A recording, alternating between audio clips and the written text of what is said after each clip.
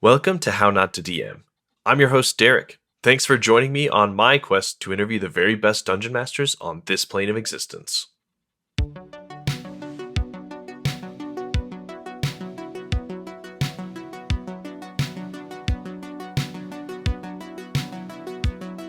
Before we get started, I need to shout out my patrons. Thank you for your support of the show. You help make this episode possible.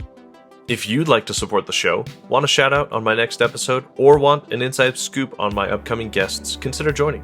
You can find the link in my episode notes, my Linktree, or by heading to patreon.com/HN2DM. And remember that 10% of my ad and patron money goes to support local LGBTQ+ youth via Encircle. Check out my Linktree for more information about Encircle and the awesome stuff that they do. And now, let's get to this week's guest intro. Cassi Mothwin, known as Countess Cassi online, is a DM, streamer, horror enthusiast, and tabletop game designer. She's released an awesome supplement called What Crooked Roots, which I have used in my own home game and thoroughly enjoyed. Cassi is also hard at work on another supplement called Clean Spirit, meant to be a one-shot or a good mid-campaign break for your players. It should be out soon, so go follow her for more updates. Enjoy!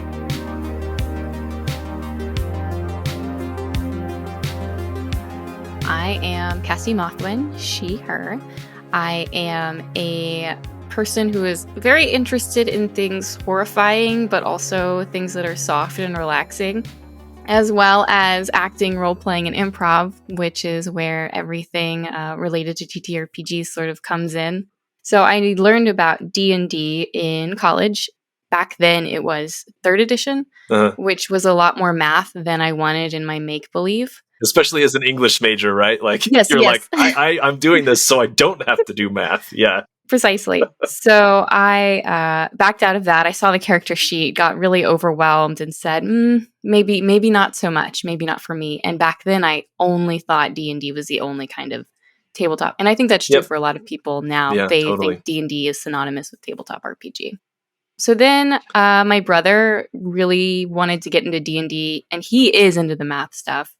A local board game bar was holding a how to play D&D thing, and I told him that he should go check it out. And he did. He came back and told us how much fun it was and that he was going to join a campaign. And then he kept telling me all these wonderful stories. And then he told me that I should listen to Critical Role because it will give me a sense of what D&D is like. So I did that, and then he ran a one-shot for me and my husband so we could get a sense of what it's like to play, and I've honestly been hooked ever since. And that was in 2018, and now I'm writing content for D&D, so... Yeah, you and I started at very similar times then, yeah. And similar times in our lives, too. Having already left college and kind of moved on to the regular world, well, I don't know what you want to call it. Yeah, very similar kind of origin stories. Were you kind of interested in running games from the get-go, or did you prefer to play for a little while before you said, you know what, I want to try to do that? I was interested in running games for the get-go, and I think you mentioned I was an English major earlier. I was an English writing major, and then I got my master's in writing. I've always had an interest in telling stories, and not that DMs tell stories, but they do help bring stories to life or provide a setting or stage. I prefer the word stage for stories to really like shine and come to life with your friends, which is so much fun. So after my brother ran that one shot for us, I wanted to do it too. I had to try it. And I think it was a few months later, it was Easter weekend. So we had like an extra day off, and I ran Death House from Curse of Strahd, which is really hard to fit as a one-shot. I learned so much about how to run a one-shot effectively. It was a lot of fun. I really enjoyed sort of weaving the story, and that's where I dove in on the horror immediately. My first encounter with running horror and running D&D coincided. It was in my first session completely. That's awesome. Yeah, I had played for a little while and said I'm going to write my own little one-shot thing and see how it goes. If I were to go back and do it again, I probably would have tried to run something published for my first time like you did. But to your point, there's some stuff that's published that is pretty high level and pretty complex. But yeah, you took a stab at it and it sounded like it at least stuck, and everybody had a good time. Yeah. Like I said, there were some murders from me on accident, just a little But then we brought him back because you can do that as a DM. You can just be like, it was divine intervention. But yeah, Death House is famous for being incredibly difficult to survive, which I didn't know. I thought it was just a haunted house. So do your research. You didn't know what you didn't know, right? You didn't know that Exactly. it was going to be so deadly. You didn't know like what challenge ratings. Well, I mean, maybe you did, but like knowing how to balance stuff, it takes years, and sometimes I don't know. A lot of times Do you people want to still know a secret? yes. I still don't know how to balance things. Yeah, it's. I mean, you mentioned this when you were talking with Nathan on Reckless Attack that you are not super hung up on the rules and the mechanics. You're more interested in the story, and that's definitely a style, right? And it is a style that has merit, just like the super crunchy rules lawyer Mm-hmm. style has merit for certain tables. So, yeah, I don't think there's anything wrong with it. And your supplement that we'll talk about later definitely leans heavily on the story aspect above kind of like mechanics and rules. Like, how is this all going to work? It's like, you know what? You, as a DM, you'll figure it out. Yeah. And like, I don't shirk mechanics or rules or anything, so to speak. I just try to create fights or encounters or combat that helps my player shine. And usually I probably undersell the combat a little bit. I don't know. I play games where I don't necessarily want my players to die or my characters to die. That's not to say I don't want them to be in stressful situations, but at the end of the day, I want them to shine as heroes. So that's hopefully where the design comes in. Yeah, I think it definitely does. And most people who are running games out there can figure out how they're going to take whatever they're reading and make it into the type of game they want to run. So Right. I feel like sometimes we try to handhold DMs and GMs a little too much, where it's Mm-hmm. just better to give them freedom and let them figure it out. For better or for worse, you know. You mentioned you may have done a few murders during your first go at DMing. What are some of the big mistakes you feel like you've made running games that you would tell other people to try to avoid? A lot. I do have a few. Okay, so the first one is being flexible. My first time running Death House, I've run it a few times. By the way, I think there are better modules out there. Me running it many times does not mean that I endorse it. Mm, But anyway, I've run it many times. And the first time that I ran it, I was very inflexible. I was glued to the module. I didn't know you could divert from the module or change what order things were in or delete monsters or add monsters. I thought you had to do exactly what the project says. And I'm sure many of your listeners will know that you should do what you want to make things memorable for your group, delete things, add things, change them up, mix them up. But yeah, that was one of the first hurdles I had to overcome, was knowing that, oh, I have freedom and I have control. I can do whatever I want. If I just want the maps out of this, I can just use the maps. yeah, people do that all the time, right? I buy stuff all the time and essentially use it for parts. You know, Yeah. find what I like, discard the rest, and bolt it onto my current campaign and drive away and call it good. That's another thing that I feel like DMs are really good at, and people kind of worry like it needs to be all cohesive and this and that, and sometimes it's just better to give them something to run with. That's great advice, and something like you said that takes a little bit of time to kind of get a hold of, but once you do, you definitely hit a rhythm, Mm-hmm. especially with your players. You kind of all hit a rhythm together, and then you really get a feel for what they're interested in, and can kind of focus on that stuff. Right. The other one is something I'm mostly saying this to myself, and it's think about monster strategy ahead of time. I'm very good at reading stat blocks before combat encounter, but then I'm bad at thinking about, and I know a lot of folks enjoy this, but as we discussed, I do play D&D more for story development. And I know Mhm. there are other systems that are potentially better for that, but I also enjoy a lot of the magic and the creatures that D&D offers. But I am not the greatest at developing strategy for those monsters, and I'm still working on it. There are a lot of great resources out there to help create better strategies for monsters. But I think that's my biggest one, is especially if you're planning a boss fight, think about what your boss is going to do in the first, second, and third rounds. And even though your players aren't necessarily going to do what you predict, think about how they might react and what abilities they might use, and how your boss can maybe counteract those or set up a place where your characters can shine using those abilities. Mhm. I know that's a lot for like beginner DMs, GMs, and I've been doing this 2 to 3 years and I still haven't figured it out. So it's constantly a learning process. It is. I would be remiss if I didn't plug here Keith Amon's book, The Monsters Know What They're Doing. That's exactly what I was thinking about when I said Yep. there's tons of resources out there. Mm-hmm. Yeah, whenever I don't know what to do, I go flip through that book. Mm-hmm. Yeah, or I'll flip through the Monster Manual and then that book or something like that. Lots of good inspiration there. Cool. So how about the really good and fun parts from games that you've had? Really memorable moments that everybody laughs about still or talks about, the kind of the epic or legendary stuff that's happened in your games.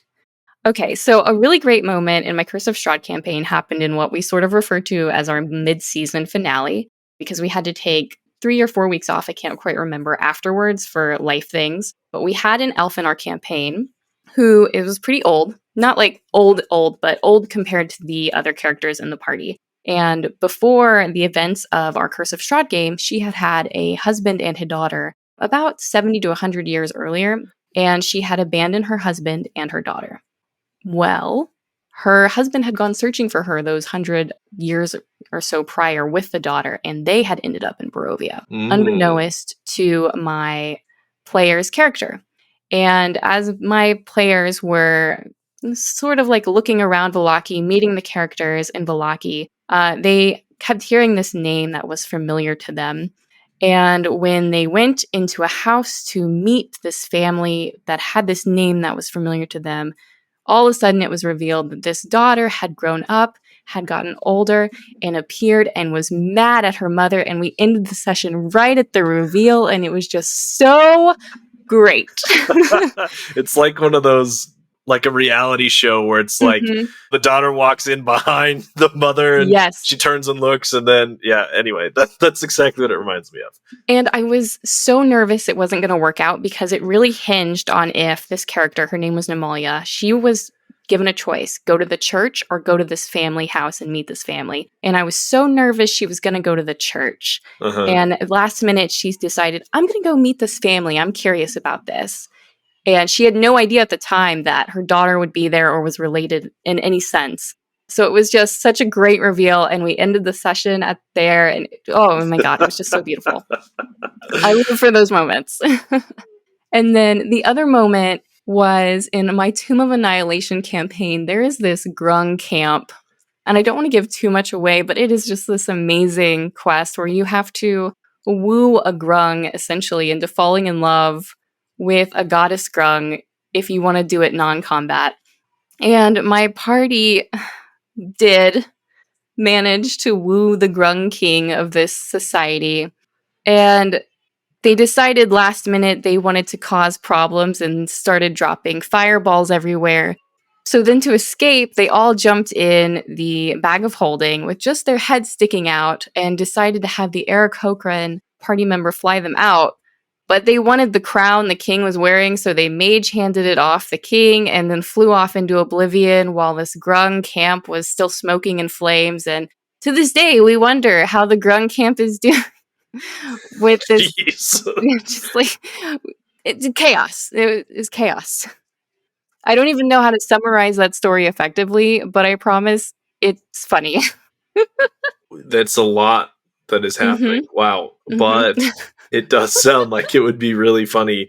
I think that it's the ridiculous moments that kind of make you laugh the most, right? Yeah.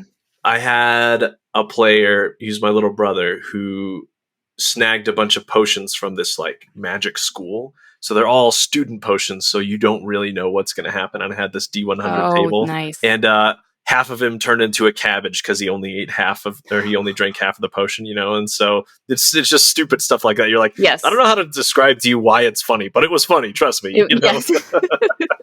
Yeah, exactly like that. All right, so again, this is another question you kind of answered with Nathan, but I want to put a different spin on it. He kind of asked you, like, who do you look up to in general? But I want to know who you look up to as far as like running games goes. Who are the DMs that you have watched or listened to the most of, or who you try to pick up little things that they do to add to your own game?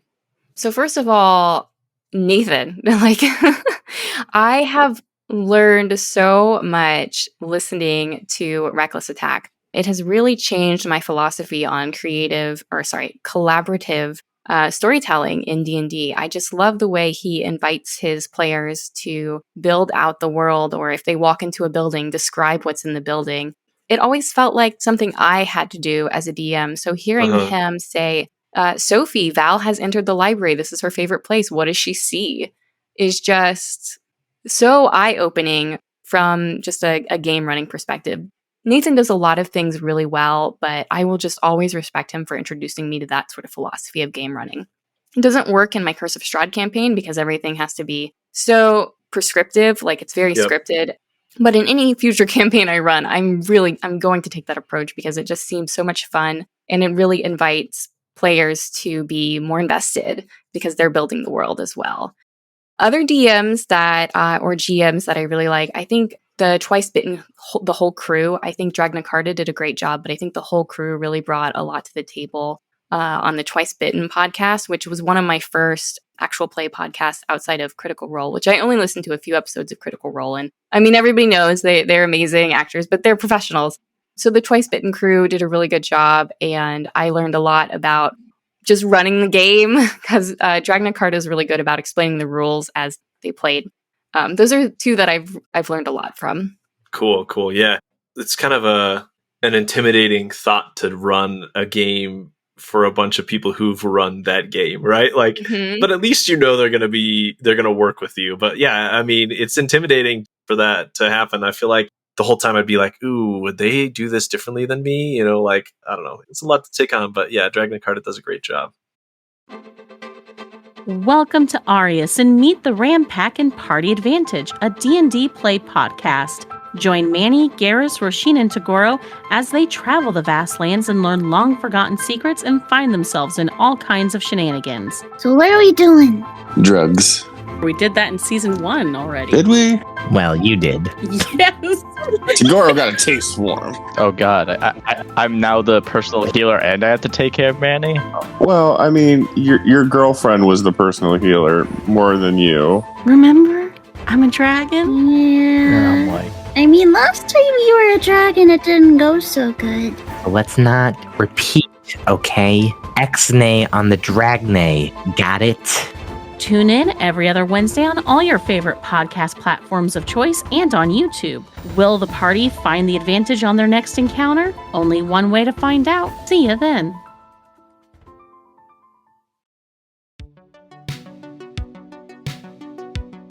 And now a word from How Not to DM's sponsors. Let's start off with Gemmed Firefly. Need a fresh look for the new year? Head on over to gemmedfirefly.com for the newest tees, mugs, and home goods styled with D&D gamer humor and aesthetics. As always, Gemmed Firefly makes every shirt to order, bringing you all of the softest and most comfortable shirts that thousands have come to love. Listeners of the show get a discount when you use the code DRAGON at checkout. Find your new favorite shirt at gemmedfirefly.com now. And lastly, Podcasteditors.online and Videoeditors.online. Are you a podcaster or video content creator who loves making awesome content but wishes you spent less time editing and more time doing the things you love? Check out Podcasteditors.online or Videoeditors.online to see their awesome rates and editing offerings. Buy a few hours a la carte or purchase bulk hours for larger projects. Let them tackle the boring stuff so you can get back to making more awesome content. Check out the links in the episode notes for both podcasters and video creators. And now, let's return to the show, starting up with a brand new minigame for Season 2.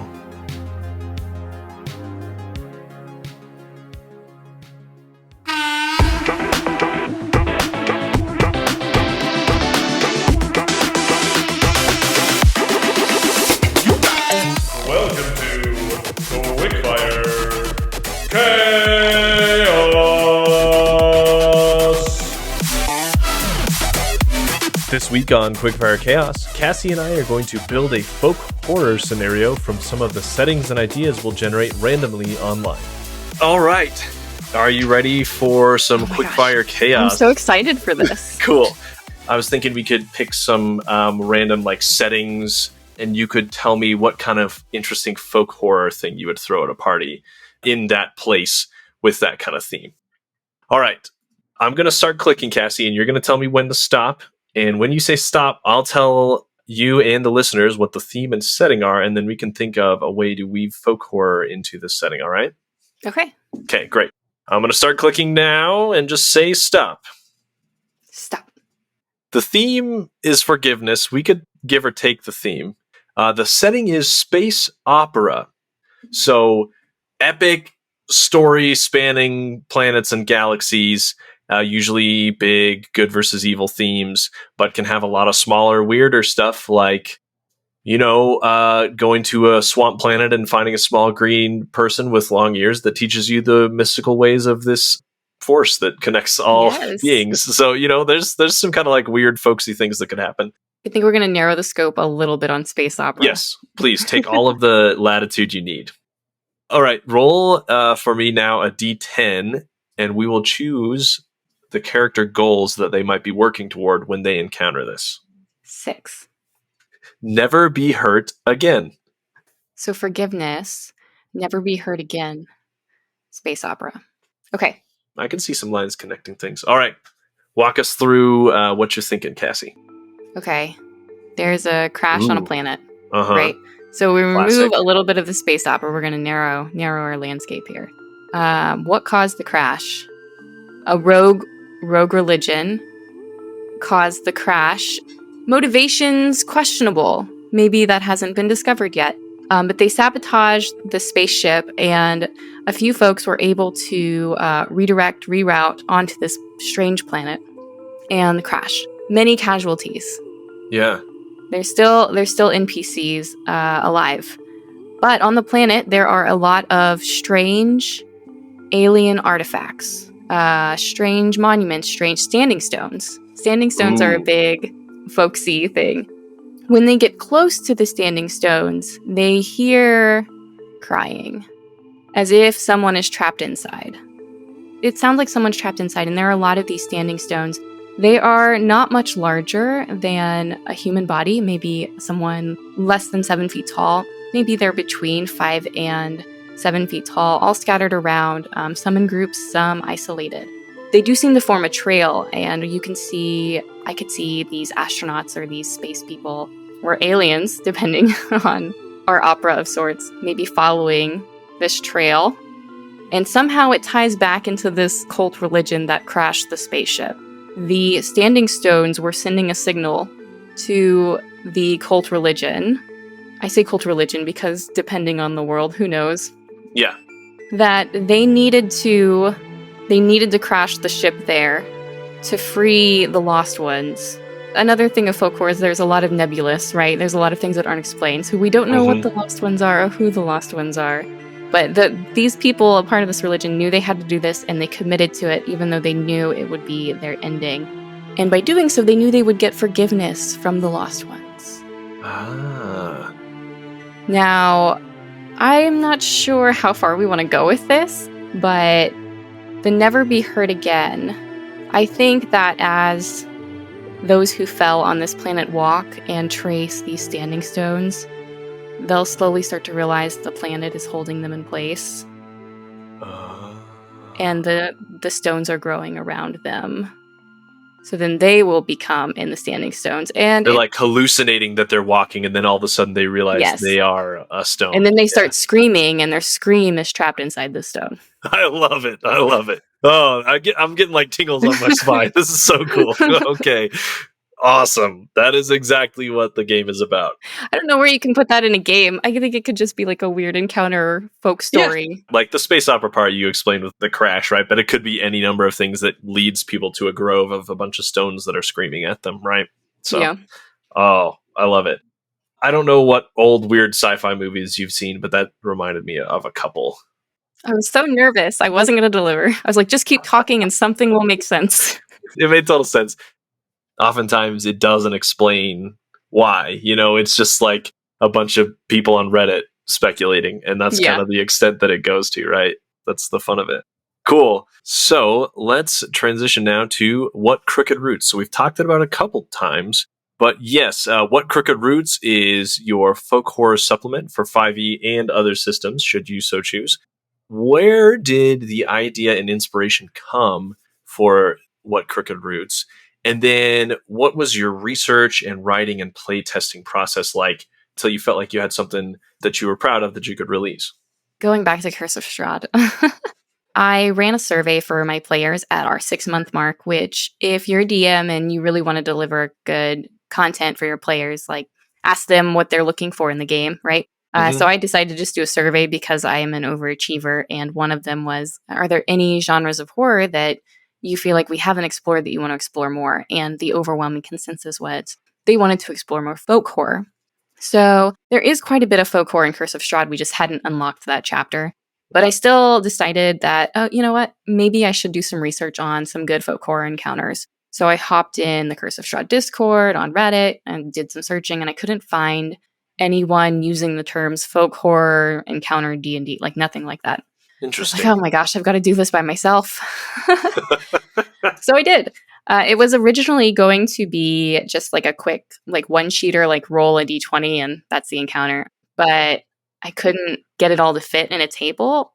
Like right away, I was writing 3 paragraphs per encounter, and I decided, well, this is going to be a lot bigger than I intended. And I think that's because, and I haven't talked about this in other interviews, I grew up in the middle of nowhere at the end of a dead-end road, multiple dead-end roads. My mom loved to live in the rural. So I'm very familiar, I'm very comfortable with being isolated, and I sort of saw myself as like a cryptid, so to speak. You know what I mean? I know that's sort of silly. I was the lone child running around in the woods, and I thought I was so cool and unique and mystical. So I think a lot of my inspiration sort of comes from being alone myself and just imagining what might be watching me, you know, up in the trees where I can't quite see. So that's where a lot of like the subtle influence comes from. The other influence comes from a lot of the research I did, which you did ask about. And oh my gosh, I did a lot of research. So in addition to watching the folk horror movies that always pop up when you talk about folk horror, which are The Wicker Man, the non-Nicolas Cage version, Midsummer, Blood on Satan's Claw, tons of others. In addition to watching those, the documentary that came out, I think it was last year, about folk horror, reading a bunch of folk horror texts, I was also just scouring the internet for weird stories from the woods. So while I didn't steal anything specifically, I drew a lot of inspiration from all over the place. I inhaled inspiration in about 2 weeks. Like I watched all these movies, I read all these things. Hyperfocus is fun sometimes. I wouldn't know what that's like. And then I spent a lot of time writing. When it comes to playtesting D&D, I think it's pretty safe to not go overboard because you're not playtesting a new system. You're just playtesting like encounters. I pretty much just ran them, and I felt confident that they don't have a lot of skill checks. They're pretty narrative driven. They're not really combat driven, so I didn't think they needed too much playtesting. I mostly wanted to make sure they made sense to other people who read them. So while I did run them and make sure that, or not make sure, but just sort of tested the waters with how players might react to certain things, I mostly ran it by other GMs to see if they understood what I was going for or what questions they would have if they were trying to run it. And I think from a D&D perspective, and since it was not combat focused, that was totally fine. If it was more combat focused, I would have gone more into playtesting, but no one's told me they've had problems with the lack of playtesting, so it seems to have gone over okay. Yeah, that's a very interesting point that I hadn't really thought about. I've only ever written like the one mini TTRPG with Caltrop Core, so I haven't done a lot of playtesting or like writing stuff that I feel like should be playtested. You made a very interesting point in saying that you spent time running it by people who would be running it and making sure that it made sense to them. And yeah, that's something I hadn't considered, but it does make a lot of sense. Like the first step before you play test is to do that. Like make sure that everyone knows what you're saying and what they're doing. At the end of the day, it's not for players, it's for GMs. Yeah. So I want to make sure that they know what they're getting into. Exactly. Great idea. You talked about kind of identifying a lot with folk horror because of the way you grew up and that kind of thing. But as far as like your love for horror, where do you think that kind of came from? And what are some of your favorite examples of folk horror out there, if they aren't the movies and stuff that you already listed? So why do I like horror? That's such a good, complicated question that I have been struggling to answer for months now. I just think it's fun. Why do you like podcasting? Wow. Well done there, just turning it on me. I like interviews because I really like sitting down and getting to know somebody with a kind of structure like this. I feel like sometimes when we have conversations with people that you meet, it goes whatever way it's going, but with an interview, I can ask specific questions I'm interested in and kind of get to the meat of what I'm interested in with a person. So that's probably why I do interviews. Podcasting, I kind of just stumbled into it, so I couldn't tell you other than I like listening to them. Fair enough. Well, for horror, I like being scared when it's safe. Okay. I used to like roller coasters. I'm older now and my body doesn't like roller coasters as much as my mind does. But I like living dangerously in safe, like from my couch, in a harness, or on your couch, What about haunted houses and that kind of thing? I do love a haunted house. I try to go to a haunted house at least once a year. With COVID, it's been kind of difficult to make things happen, but I still try to go because I do love it. I don't know if you caught my scary stream. Plug, another one might be coming up, but I get spooked really, really easily. So it's just really fun for me to be scared. I know what the scary stream was. I apologize. But I've watched you play the game where you're a cat walking around at a party and the name is escaping me. But anyway. That wasn't the scary one. When I hit 2,000 followers, I did a scary stream and it was so much fun. I was scared out of my mind and I made it so that viewers could interact and also try to scare me by redeeming points. That's how Twitch works. And at 3,000 followers, I'm going to do another one. It was really fun. I can send you the YouTube video. You can just watch a clip because that's all you need is like a second to see how crazy it was. I will post it in the episode notes so everyone can God. I doubt others will be interested in watching it, but it was fun for me. I enjoy being scared. I think it's fun. Favorite examples of folk horror. I think my most favorite modern example, and I did mention it earlier, is Midsummer. It comes with a slew of content warnings. And I've only been able to watch it once because I found it upsetting in a weird, horrific way the first time I watched it. And I've just read about it since because it's just so good. I think it does a great job of exploring how scary people can be. I mean, the whole movie is set in the daytime. There are some dark portions, but it doesn't really rely on darkness or jump scares. It really relies on how scary and monstrous humans can be. And I think that at the heart of it, that's what a lot of folk horror is. I mean, that's where the folk comes from, is the people and what people can do to you. Yeah. I'm in the middle of, or I'm almost done with Breaking Bad. I don't know if you've seen it, but it's been on my list for years. You'll get there, but it's not necessarily folk horror, but it makes me feel a similar way where I'm like, I'll never watch this again, but I can't take my eyes away. And it's similar, like the terrible things people will do to each other. Anyway, I actually haven't seen Midsummer. I probably should. I have seen a few of like Jordan Peele's stuff that I feel like people kind of put in a similar bucket. Anyway. Oh yeah, I would definitely say Get Out can definitely fall into folk horror for sure. I'm sure you could argue a lot of different things are a lot of different types of horror. Oh yeah, the subgenres of horror, they do so much crossover. I'm here for it though. What has been some of your favorite feedback you've gotten from people who are playing or using What Crooked Roots? And also, is there like stories someone's told you about when they used it in their game that you want to share with us?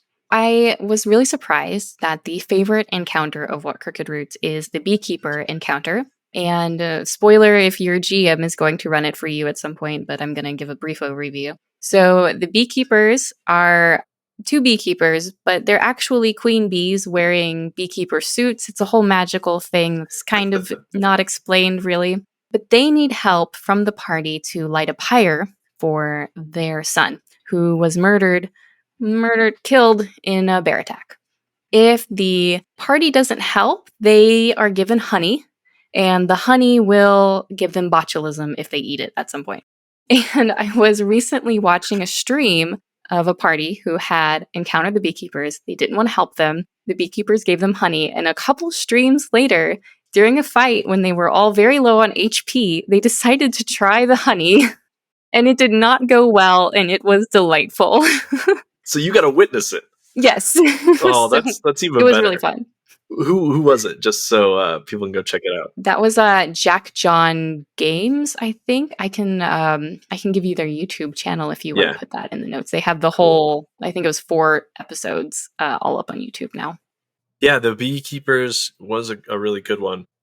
Yeah, any other feedback that you've really liked getting that's been fun to hear? I've heard some people have been running through the whole book, which is crazy. Like, that's what Jack John Games did.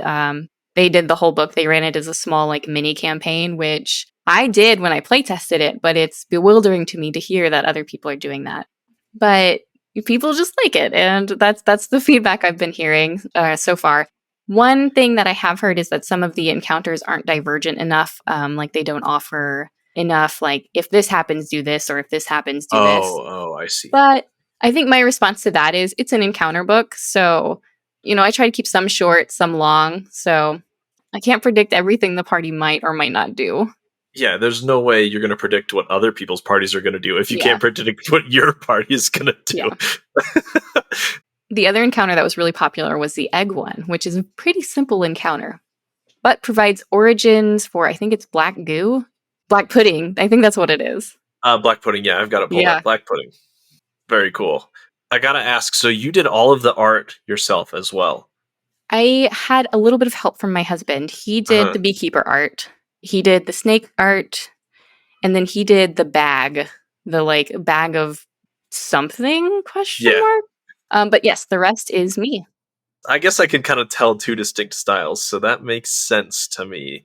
I love your style. I love the patterns, and I don't know how to describe it. It's very meticulous and it's very intentional, but also very evocative.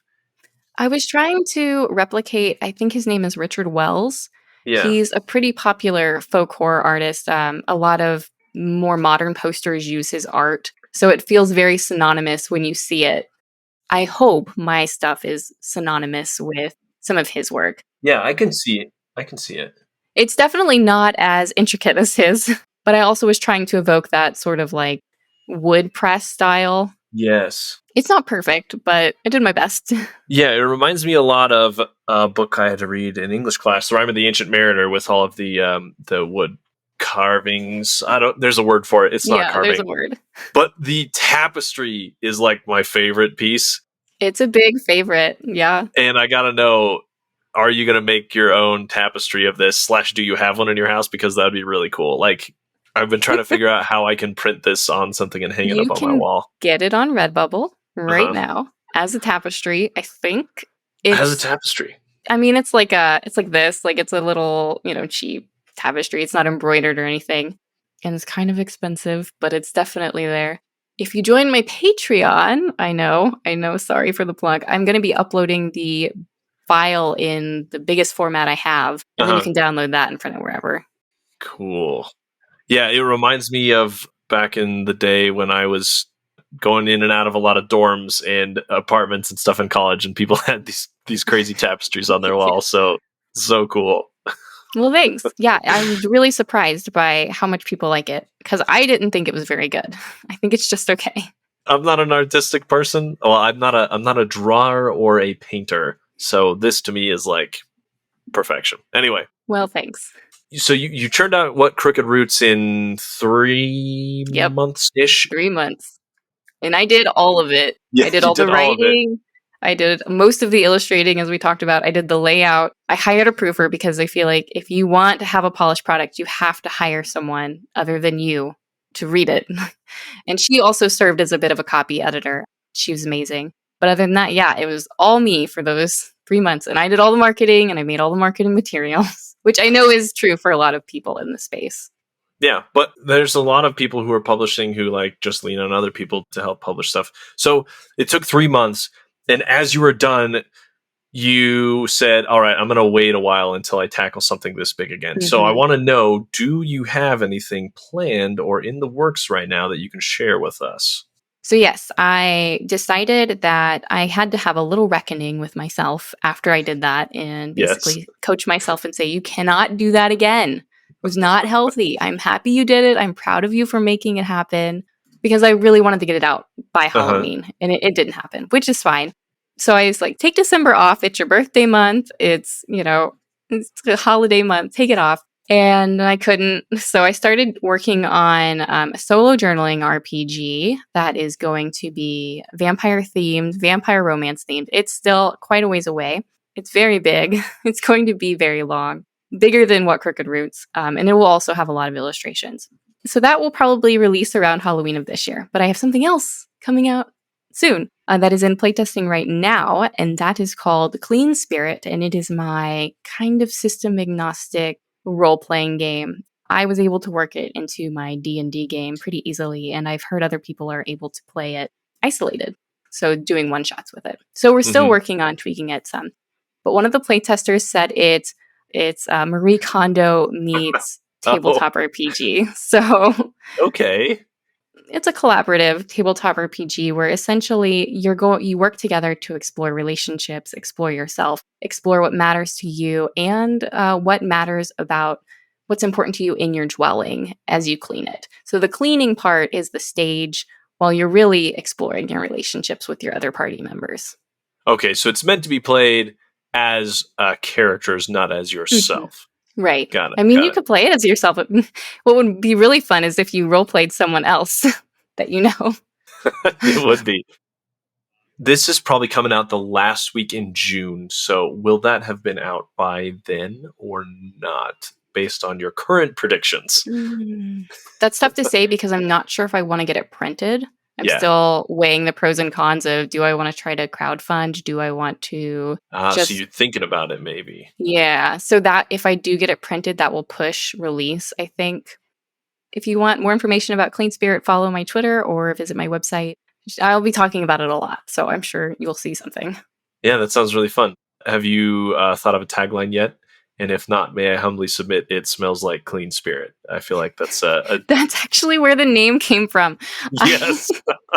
So originally it was a placeholder name. I was just sort of sourcing different words, and I found a Pinterest that was I think it was a boys' room, like board artwork thing that said it smells like Clean Spirit. I was like, oh, Clean Spirit, that's nice. I'll just, placeholder title. But then my husband said, no, I like it. That's the title. Make it the title. So it stuck. There you go. If you change it, then I guess I'll know that you hated my suggestion. No, I'm kidding. Cool. Yeah, I'm looking forward to seeing that then. So to kind of wrap things up here, I'd love to hear one or two things that you would give as advice to people running games out there. And then I'd love to hear a couple of things that you would recommend to people who are thinking about or are in the midst of working on personal projects that they want to publish like you have. Oh my gosh. Okay. Be flexible in whatever you're doing. It can be really hard to let go of the reins of whatever story you want to tell, but letting players and your friends sort of lead the way can be extremely rewarding. It's hard, but it's really fun. And don't spend a ton of money on minis right away, because you won't need them and you won't find space for them, and they will just end up in a box that you never touch. If you are going to buy minis, figure out an organization system early. That's my big advice, because we are struggling right now to figure out our mini storage situation, because we can never find the mini we need when we need it. And then if you're making a project, what I think you should tell yourself is, if you're putting off visiting family, doing something else, working out, going for a walk, you need to step away. That is my big advice, because it can be so easy to get sucked in and weighed down by what you think is so important about this project. But it should be a hobby. It should be fun. And the second you lose yourself in working too hard, you're going to lose the magic in the project anyway. So take breaks. Please take care of yourself. It's not just about drinking water. It's about nourishing your friendships and relationships as well. Those are very important. Yeah, don't let the rest of your life suffer because of it, right? You got to find that balance. It's a constant struggle for me, because I love creating, but I have to coach myself. I actually have a timer on my desk, and I try to set it and to tell myself when to stop working. I know a lot of people set it to tell them when to work, But I have to set it so I can remind myself to get up and walk around and look away from the computer screen and do something. It's just so good to refresh your mind. Look outside, watch the birds, Great advice. Well, thanks so much for coming on, Cassi. It's been great chatting with you. Like I said, What Crooked Roots has been really fun to read. Love the art, love the work you put into it. I've already thrown Born of Fire, one of the encounters at my party. I've got plans to weave in a few more others, but it's just given me a ton of ideas about ways to kind of make the countryside weird and dangerous, because why not throw some stuff out there and spook your party and yourself. That's so delightful to hear. Thank you so much for having me. Thank you for reading my book. Thank you for running even one encounter. Holy cow, that's awesome. So where can people find What Crooked Roots? And then when Clean Spirit and your journaling game come out, where can people kind of keep track of what you're working on, and where can they find the stuff you finished? Well, I have this handy dandy website, CassiMothwin.com, where you can find links to my products, as well as my printed products. I mentioned that some of my artwork is on Redbubble, as well as reviews for solo TTRPGs. I've been playing a lot of those, so if you haven't played one, you should totally check out my blog and try one out. They're super fun. And you can also follow me on Twitter for the most up-to-date things on where I am at in my games. I yell a lot on Twitter, so feel free to say hi. Excellent. Well, thanks so much for coming on, Cassi. It's been a long time coming, but I've really enjoyed our conversation, really enjoyed chatting about your work and what makes you tick and, your philosophies running games. Yeah, thanks so much for coming on. Yeah, it's been really fun. Thanks for having me. I really appreciate your patience with scheduling this. So... Thank you for listening to How Not to DM. And now it's time for a sneak peek into next week's guest, JR, the DM of a new all-Filipino actual play stream called Roll of Cool. Funny enough, for me it's always player death. Not like I like killing the PCs, obviously, but it's like right. if you get to a point where players accept their player death and they're at peace with it, it's weird. It's kind of saying goodbye to the character, and it's hard to describe, but it's if you get to a point where your players are okay with it and they appreciate it, it's a good feeling. Of course, it's the other way around, where if someone's just pissed that it's happening, then that's the complete opposite. But yeah. To hear more about how JR got into streaming and what it's been like to start an actual play stream from the ground up, tune in next week. Remember to check out my Patreon if you haven't already for even more sneak peeks. Next time you get the chance, share this episode with your friends and family around your game table. Another great way to help me boost the show is by leaving a review on Apple Podcasts or rating the show on Spotify. I appreciate all of you for helping the show grow. Thank you to the team at T4C Studios for helping edit and produce this episode. My intro and outro music is by Danijel Zambo. The Quickfire Chaos music is by Exacat, and the Quickfire Chaos mood music is by Arcane Anthems.